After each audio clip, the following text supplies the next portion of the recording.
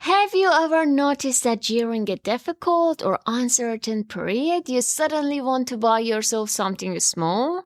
Not a car, not an expensive holiday, maybe a lipstick, a perfume, a nice coffee, a book. Something you do not really need, but that somehow makes the day feel a little better.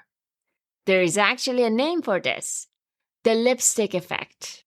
The idea became widely known after Leonard Lauder of Estee Lauder noticed rising lipstick sales during the 2001 recession and proposed what became known as the lipstick index. The thought was simple.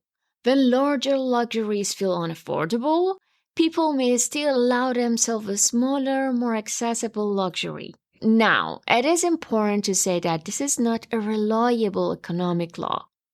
But the psychology behind the idea is what interests me. Because maybe when we buy a small luxury, we are not really buying the object. We may be buying a feeling, a little comfort, a sense of normality, a small reward, or perhaps a tiny bit of control when the larger part of life feels uncertain. Think about it. When life feels unpredictable, there are many things we cannot control. The economy, our work situation, other people, what happens next. But we can choose the coffee, the flowers, the lipstick, the meal we enjoy. That small choice can quietly say, I may not control everything, but I can still create one pleasant moment. It tells us something about how human beings respond to uncertainty. We do not search only for security, we also search for small signs of pleasure, dignity, beauty, and normality. A difficult period can make life feel reduced to problems that need solving. Bills, deadlines, bad news, responsibilities, and perhaps a small pleasure reminds us, my life is more than the problem I'm dealing with.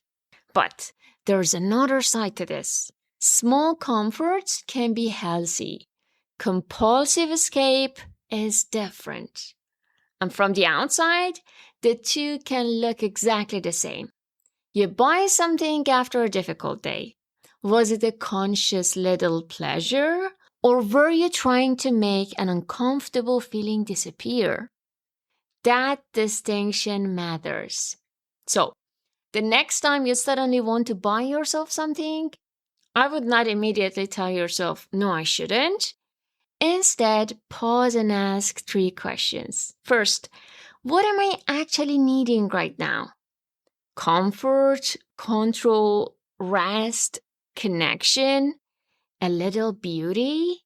Second, will this purchase really give me that or only distract me for a few minutes? And finally, is there another way I could meet the same need?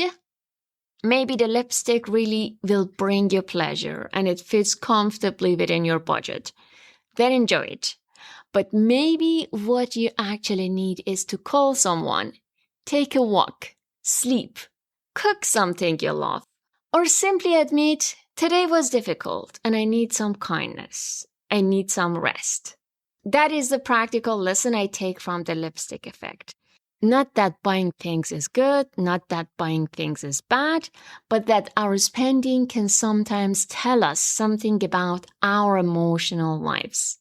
Our purchases can become clues. And if we become curious instead of judgmental, we may discover the need underneath the behavior. Perhaps that is the deeper question. Am I buying this because I want the thing or because I want the feeling I hope the thing will give me? Sometimes the answer will still be, yes, I want the lipstick. And that is perfectly fine. But at least now you're choosing it consciously.